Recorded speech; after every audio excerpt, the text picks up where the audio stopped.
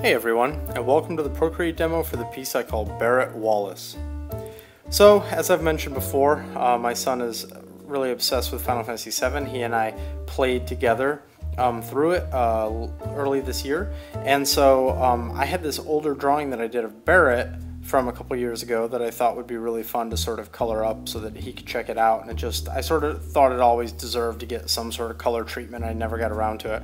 So here you can see me starting the flattening process. Now the really interesting thing here is you can see that like the original drawing didn't have the gunshot, and then I was like, okay, let's add that in, and then that's going to be my light source. This is what I was thinking when I really started it.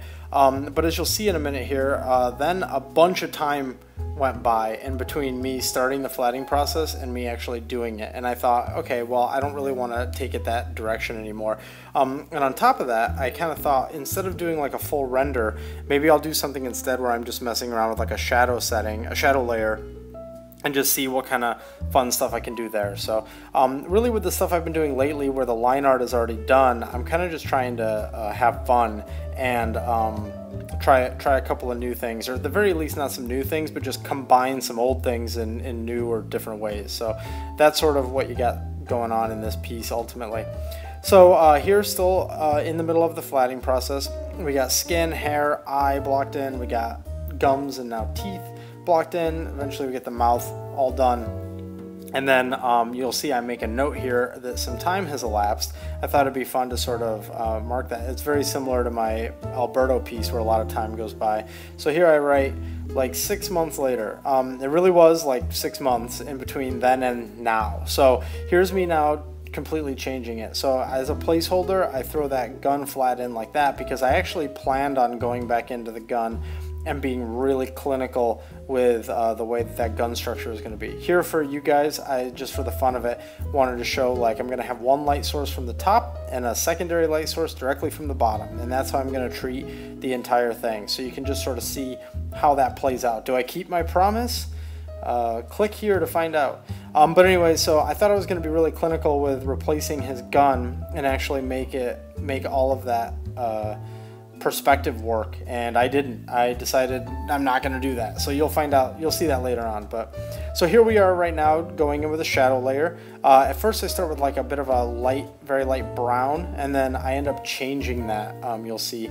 But that's the nice thing about a single color shadow layer, is that you can then go in and color shift it around and sort of find your lighting and what mood you're in. But here I'm doing the select paint, select clear method, which I have linked in the video description down below so that you can actually see what I'm talking about when I mention that.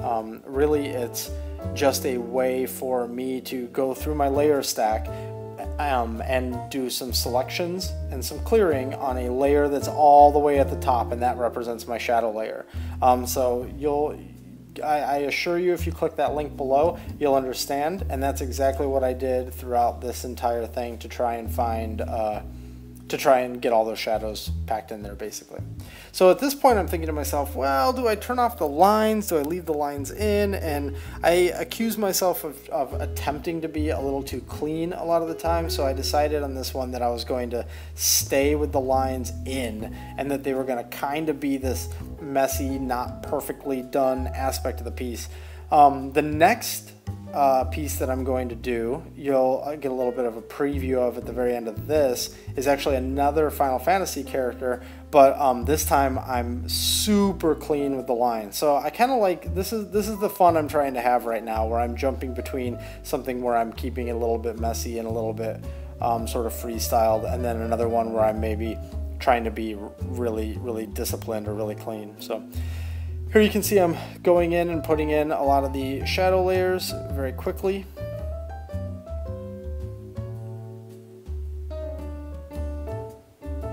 And again, this is all just done by selecting the layer that this is going to be affecting, so in this case the glove, and then on the topmost shadow layer I clear it, and then I reselect it, and then on that shadow layer I start painting again. And again, if that doesn't make any sense, click on the link below to the select paint, select clear, and you'll see exactly what I'm talking about. You'll also see that, as you know, I'm sure, that if you're dealing with flats, you can change one layer very easily to impact a lot of things. So you can see that glove was much lighter a second ago, and then it got much darker, because at this point, with Barret's overall composition here, he's got a ton of shapes just sort of piled into one big mess, and I really need to be careful about making sure he's readable. So I wanted to make that glove darker, and of course I'm also bringing up a ton of Barret reference at this point to try and make sure that I'm not veering too far away from his color scheme, but that's sort of how this is all going. And because it's sort of a running theme of the channel, I'll tell you, I was watching the second season of Master of None when I was coloring this, so that's sort of where my head was at while I was doing this. I was thinking about Final Fantasy and watching Master of None. So you can see there, it got really crazy for a second, and what that was me duplicating my shadow layer, super saturating that, and then deleting away from that newly created layer using the shadow layer. Does that make sense? There you go, you can see what it looks like when all the layers get turned on. So basically that means that there is a fuzzy aspect to the shadows that has another more saturated layer underneath it that's sort of pulling the saturation out of the other colors, which is set to saturation, I believe. If not saturation, it's like an add layer, one or the other. But I encourage you to experiment and see if you can find that for yourself. So there I retraced the tattoo and then blurred it out to try and make it a little bit aged. And now I'm starting to put that bounce layer from underneath, the bounce light that I had mentioned in the beginning with my lines, those crazy lines I drew. And so I'm doing this exactly the same way that I did the shadows, where I'm using select paint, select clear to sort of like move up through those layers and paint in all the glowing, and then deleting away from the things that don't get the glow.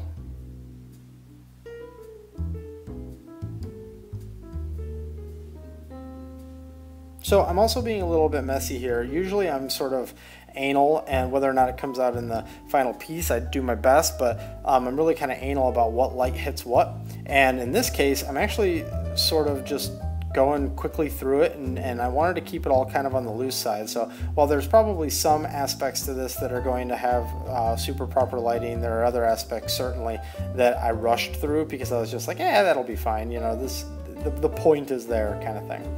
As I've talked before, you always want to try and do your best to mimic the right material. So while Barret's coat and skin and teeth and stuff have similar feeling material, that metal, I'm really trying to push the sort of chromeness, the sort of dirty chrome that's going on with that metal.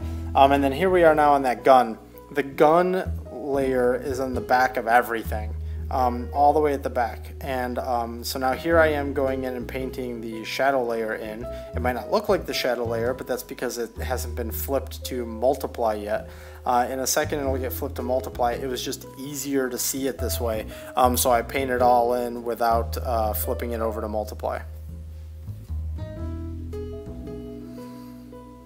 That's it, flip to multiply now, and I'm going in and I'm doubling up on all of those sections where I was putting in the black reflections. And then that was me flipping to the line layer where I was adjusting some of the gaps where I had destroyed the lines when I was originally lining up that gun to do something differently. Now we're going to go in and do a quick spit tweak. This was done by painting in a solid for the actual shape of the spit, and then selecting everything outside of that on a new layer, filling it white, and then blurring it so that it bleeds into that original one, deleting everything outside of it, and then lowering the opacity on the spit so that it has this sort of rim light effect around the entire thing. And then I just added those little shines in using an add layer set to white. So now I'm going in and putting this sort of outline around the entirety of Barret, just to sort of pop him out and give it a little bit of a style.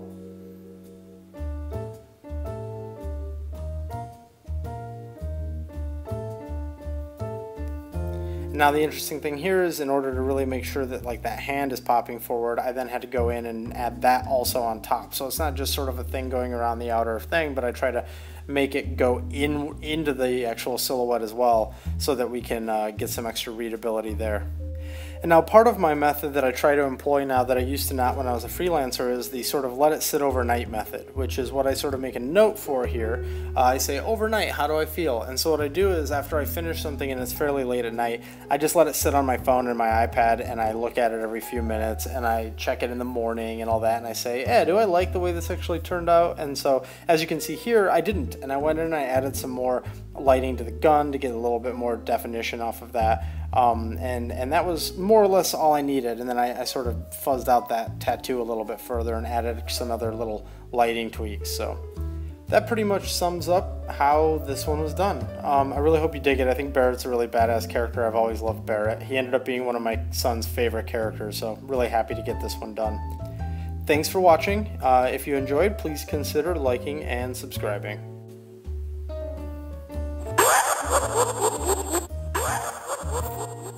And if you're looking for me on the internet, these are the places where you can find me.